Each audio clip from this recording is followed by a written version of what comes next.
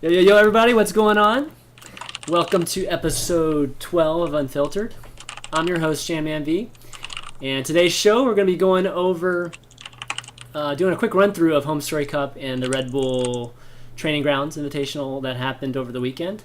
We'll also be talking about the Microsoft DRM reversal of their policies and maybe what the future looks like for games and used games and just that whole bit.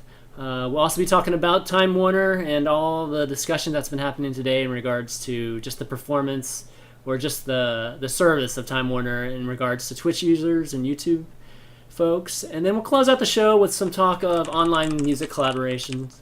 And if you guys have ever wanted to make music with either myself or Steven or Destiny here, you actually have that chance, and we'll talk a little bit more about it later on in the show. But I want to introduce my co-host and cohort in crime each and every week. You guys know him as a professional streamer and League of Legends crusher, even though he's a little bit raging today when it regards to LoL. And PC building, intelligent madman. It's Mr. Destiny himself. What's up, Steven? I fucking hate all of you today. Oh, shit. This is going to be a great show, man. I can feel it. I can feel it. But also joining us too again is our mod friend and writer friend Trio. What's up, Trio? Hey, how's it going? Trio's going to be he's going to be manning the Reddit thread and all the social channels for questions you guys ask. So be sure to post anything you got in the comments of the Reddit thread or tweet twitter.com/ChanmanV #unfiltered with anything you got, and Trio will just chime in whenever we got some good stuff.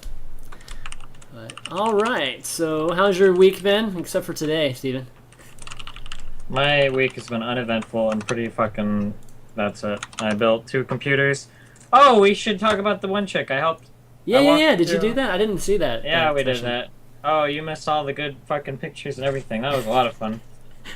You being sarcastic or true? Help the chick build. No, it was actually okay. It was as good as I expected it to go, but the chat was going fucking crazy. The girl was... how to say this, dressed kind of provocatively. There was really? Alright, let me see a picture of this. Anybody has a picture? Well, it wasn't like terrible. She was just wearing like shorts and a t-shirt. Not a t-shirt, not... a tank top. Shorts and a tank top.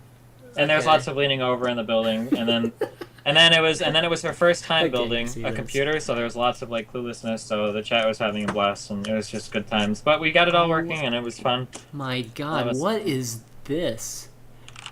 What are all those cables? That was kind of... People were making mock-ups of what the inside of her case looked like. We bought a non-modular power supply. She ended up going with her... She ended up going with some case... I distinctly remember doing emails with this person, and I think I've got about a 15 to 20% conversion on when I get an email saying, Destiny, build me a computer, to actually going through with it, you know? So...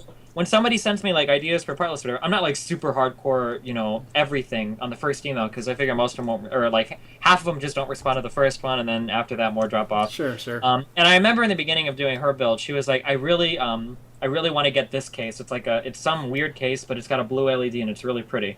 And I'm like, okay, like never heard of that case in my life, but I mean, whatever. If you want, I don't give a fuck. And I didn't really think much about it. But then after we started building, I realized that there was absolutely no ports like in the back for cable management.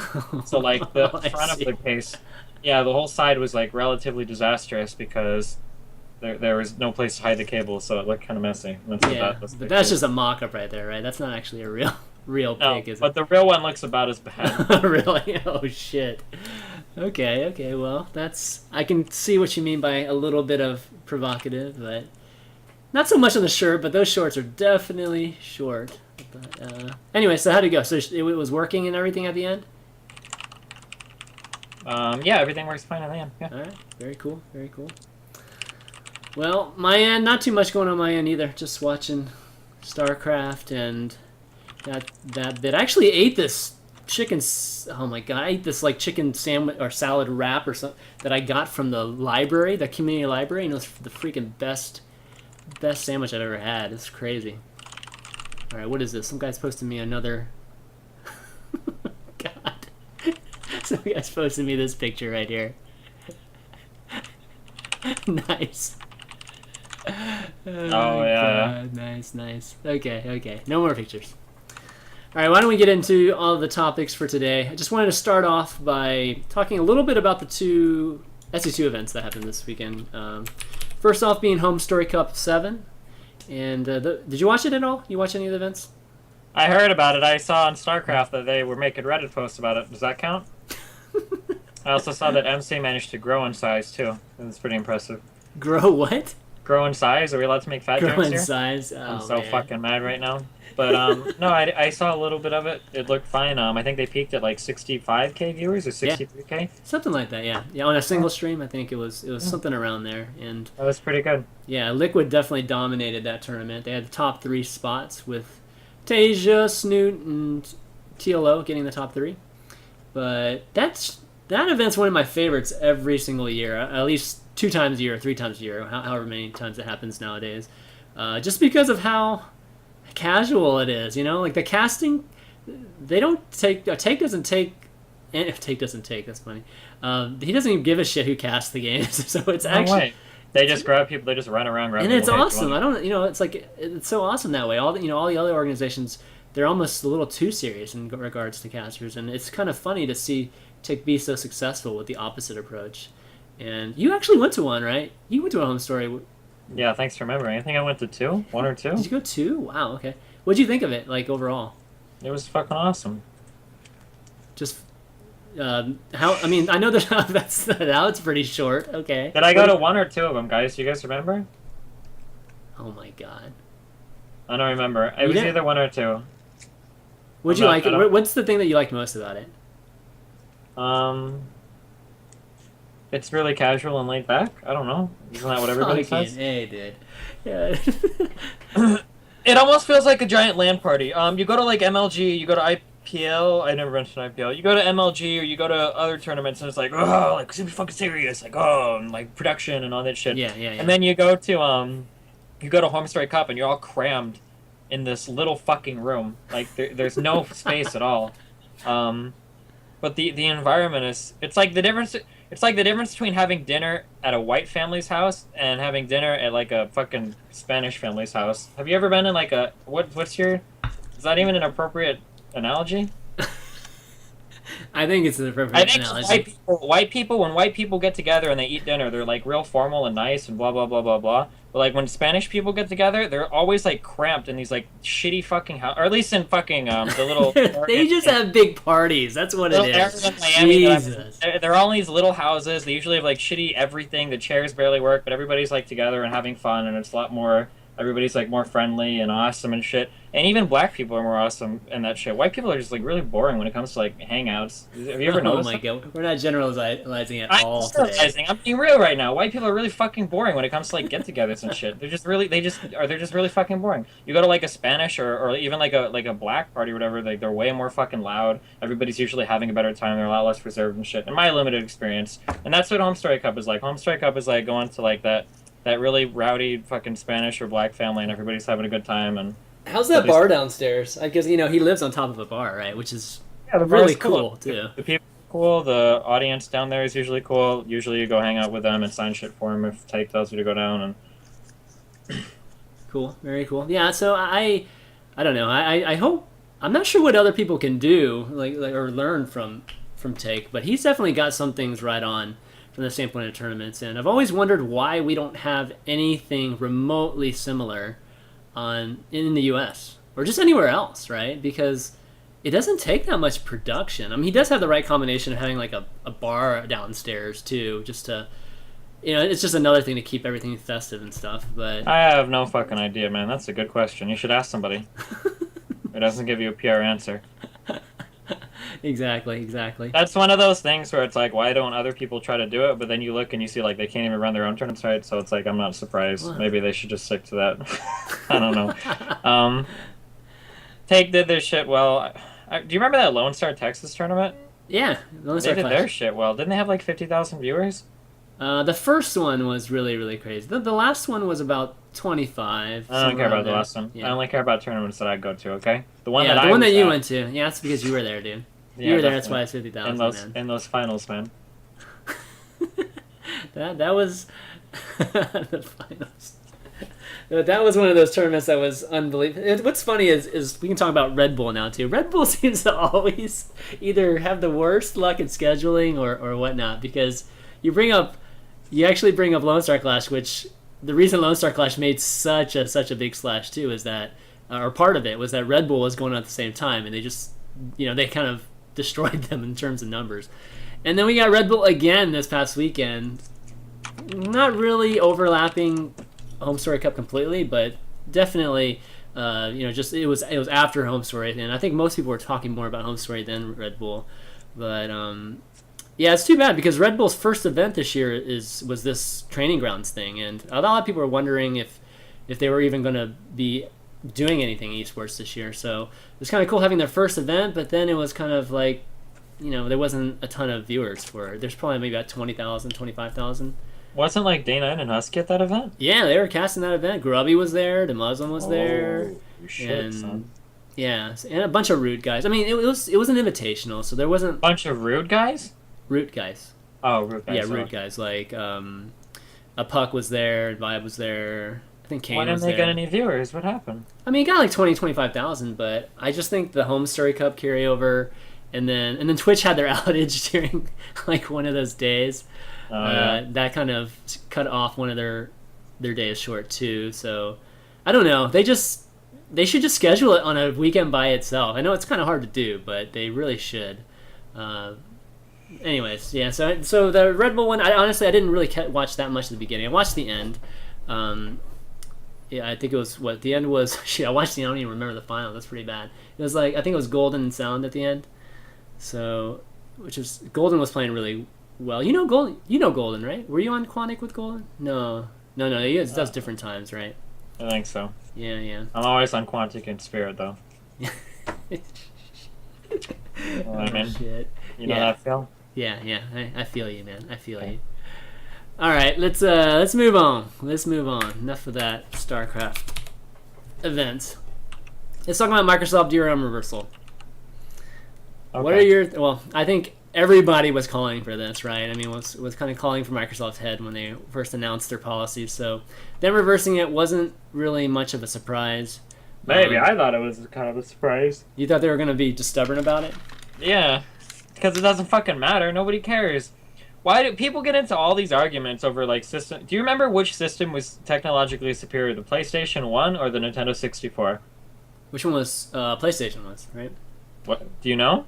Yeah, I mean, I don't know the exact specs, but I'm Why almost not? positive. Why? Shit. You don't remember the exact specs? Like how much better one was than the other? Oh, no, you're talking about one. It's a Yeah. PlayStation 1, not PlayStation 2. Sure. I don't actually remember. What? You really? You don't? I don't remember, actually. Holy shit. You know why you don't remember? Why? Because nobody gives a fuck about the system. It's all about the games and the exclusives that get released. It's always been like that and always will be like that. That's I don't know true. why people jerk off over system capabilities so much. They did it with the PS3 versus the Xbox 780, and now they're doing it with like the PS4 versus the Xbox Infinity or whatever. Like nobody gives a fuck. Like it's all gonna come down to whatever exclusives come out for each title. Nobody remembers the Xbox. Everybody remembers Halo. Nobody remembers the N64. They remember things like Mario and The Legend of Zelda and Super Metroid, fucking all that shit. Yeah, Super all the Smash exclusives. Brothers. Yeah. No, I agree with you there, but So I'm surprised that Microsoft changed their shit because the millions of people that buy Call of Duty or Battlefield, I seriously doubt that they're not going to buy the next Battlefield or Call of Duty just because it has like some weird DRM shit or whatever.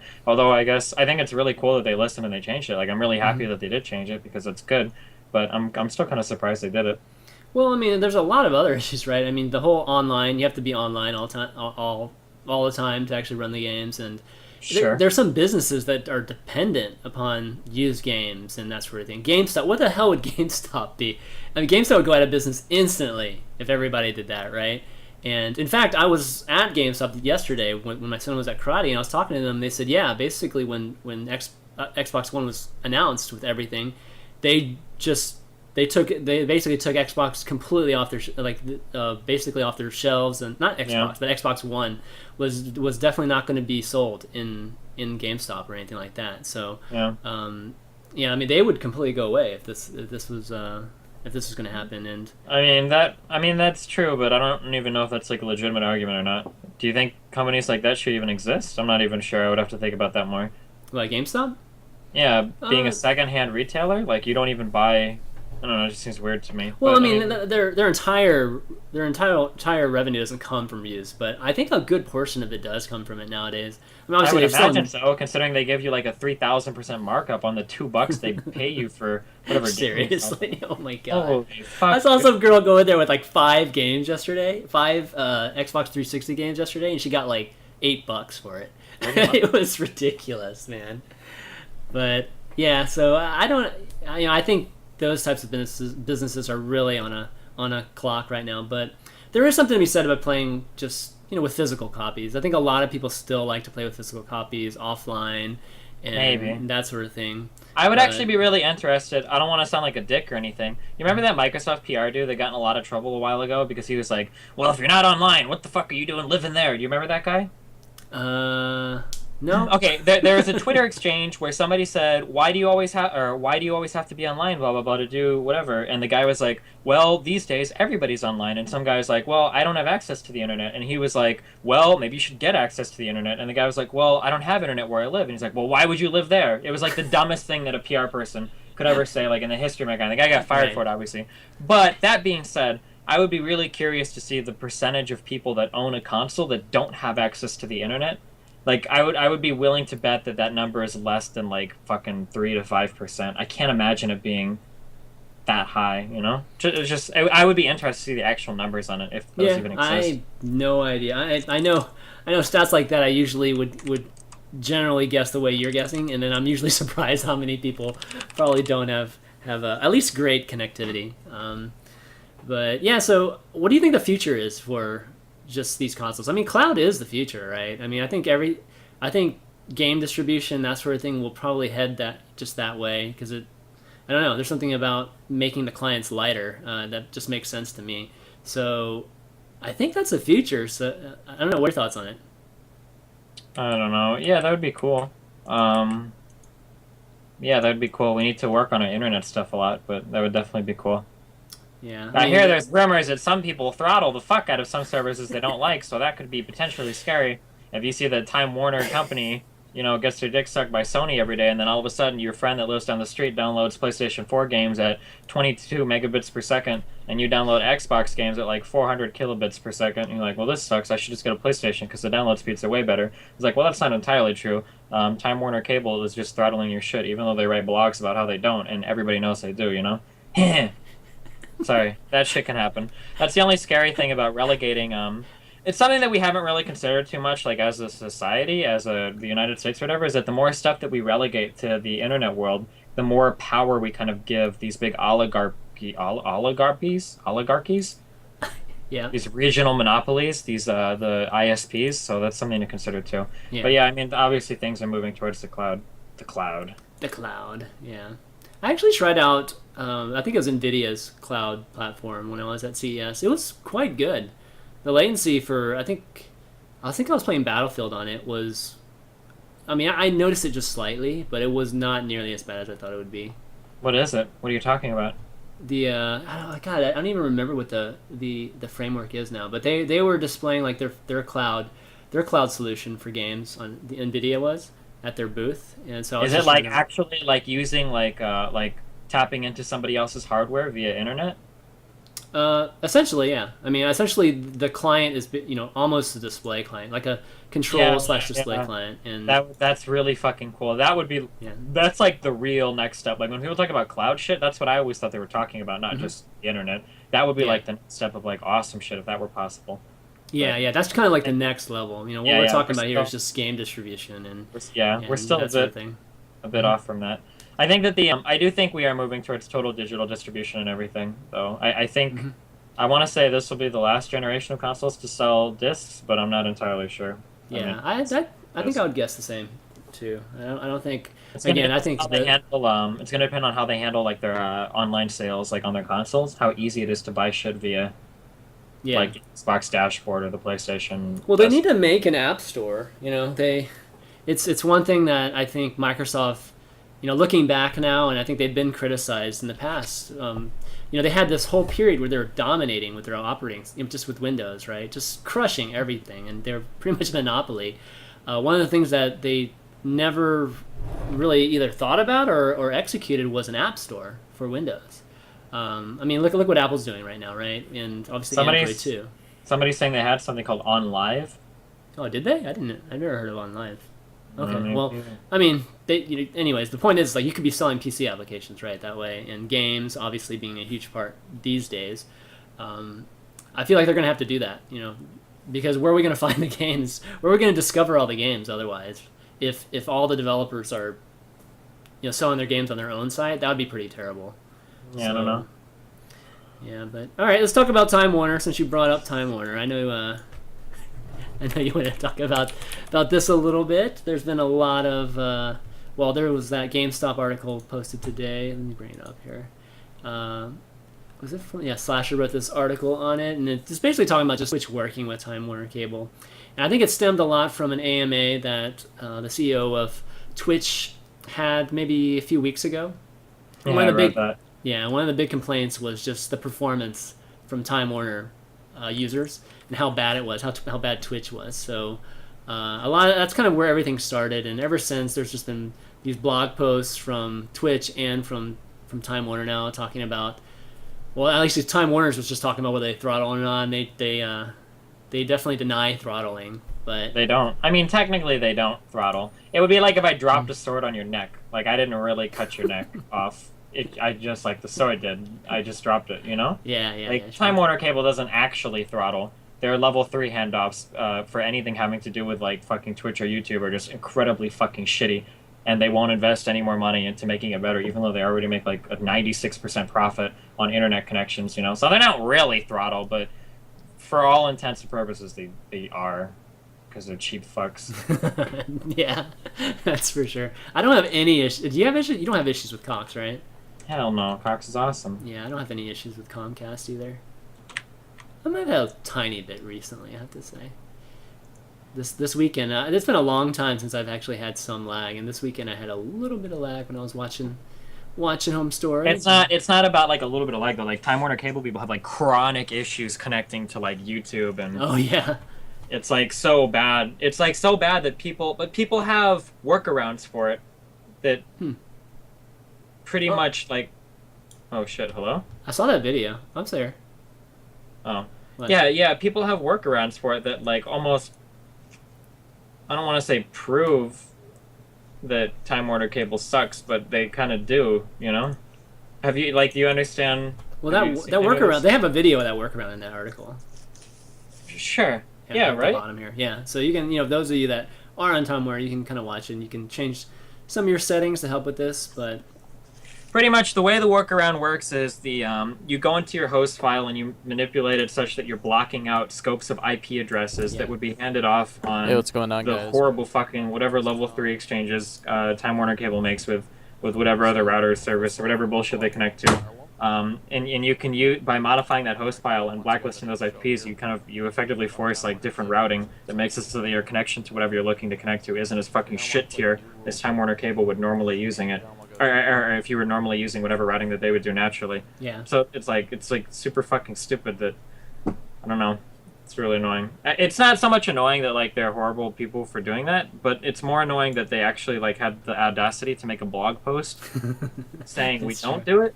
Like, why would you do that?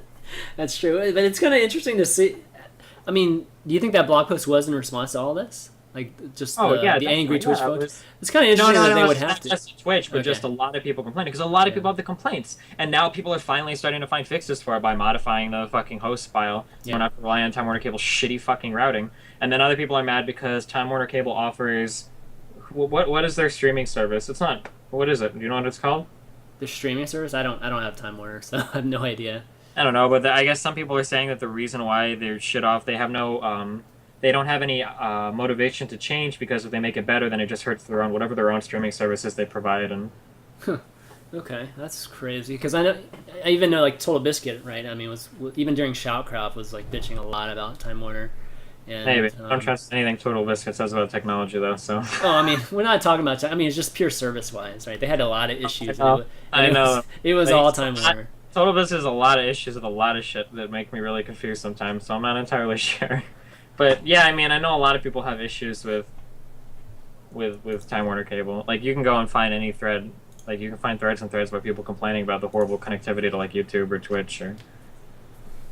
Yeah, definitely. So hopefully they'll fix that, because Time Warner obviously services a lot of people in the U.S. and where is it the biggest? Wait, not wrong. It's because I used to have it in Austin, so I think Time Warner's down in Texas. But where does Time Warner? Do you guys know what the coverage for Time Warner is, just generally speaking? East Coast and Midwest. Okay, yeah, that's quite a few people then. All right, so God, we're just kind of blowing through these, man. I was hoping, thought we were going to talk a lot about some of this stuff. Well, there's not much to say. Time Warner Cable sucks. Google Fiber all the way, right? Google Fiber, exactly. Oh, one day, man. One day we'll get Google Fiber. Actually, I think they're getting Google Fiber down in Austin, which is lucky bastards, dude. But okay, let's talk a little bit about. Oh, hey, we need to link. I told him I would link it. Here, hold on. Which one? Dum dum dum dum dum dum dum dum dum. What are you linking? This article. Here you go. Did we link it? Did you link it in your chat? There you go. Yeah, I was just showing it just a second ago. Well, link it to the chat. Fine. Sorry, guys. Here we go. Oh, that wasn't it. Shit. Sorry, guys. That's our Reddit thread. Paste actually look before you press enter. But that's the article that's the slasher article that at the bottom of it has the walkthrough on how to change your settings to stop the ISP throttling. Okay. Destiny was just explaining. Cool. Thanks. All right. Next up, I figured we'd talk a little bit about Twitch video metadata. I saw this article that was posted by VentureBeats that talked about it, and actually the Twitch guys tweeted it too. And it's it was pretty interesting. They were talking about. Let me bring it up. Where in the hell is it? Oh, here it is. They were talking about just how Twitch is using metadata for their videos that they have on their site. And they were talking about just the ability to... So it doesn't automatically happen right now, because obviously they have to be given the video, or they're making the video like this stream right now. And once it's made, there's no metadata associated with it, right? So it still has to kind of happen either systematically through their platform or maybe manually through some of the folks over there. But they were just talking about the ability to possibly, integrate game data into it too. Mm-hmm. Things like, like in League, for instance, like just you winning a game, like and where that is in the video, or you getting a kill on or just you, I don't know, playing a certain map in StarCraft 2 and that sort of thing. And kind of made me think that the future of it, I think, is very, very cool in regards to production, just the production side of things, and maybe even things like player scouting. Like people, because a lot of people look at VODs, right? When you can't get a hold of replays these days, I think a lot of folks look at VODs, and there's only limited data you can get from VODs. But still, a lot of people go searching for VODs, and there's really no great discovery in terms of finding, hey, where did MVP play, play Tefl today, in the WCS.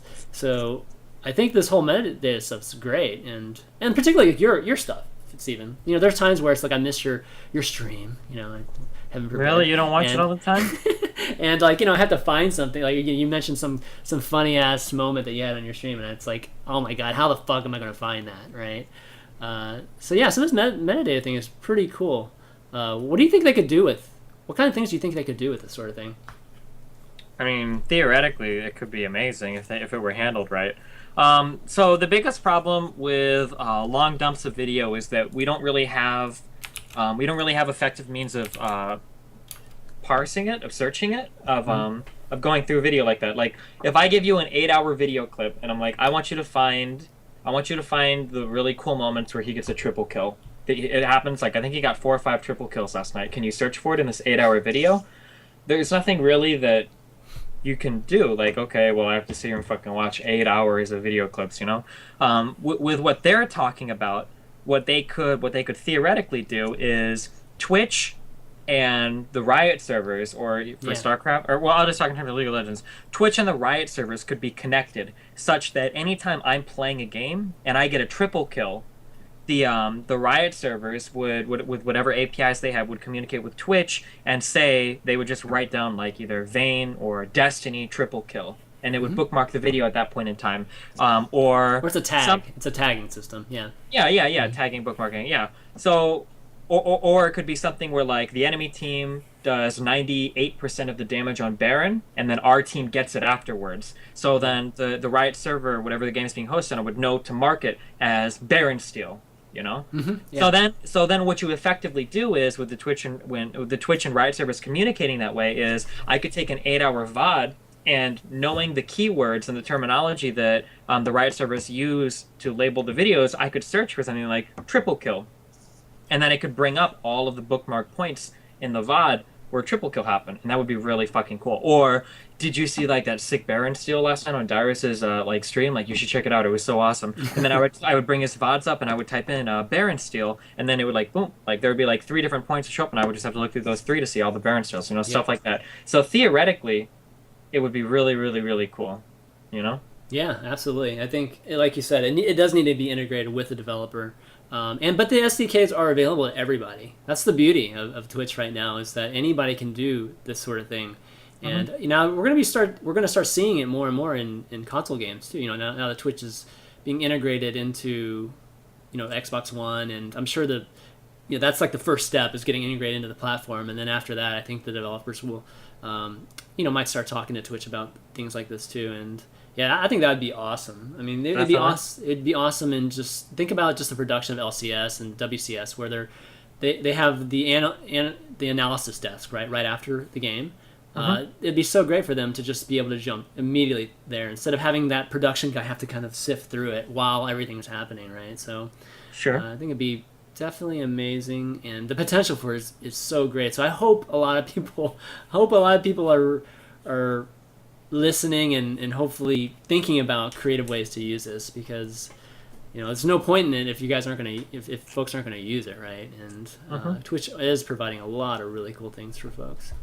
But okay, yeah. So I think that's probably it for metadata.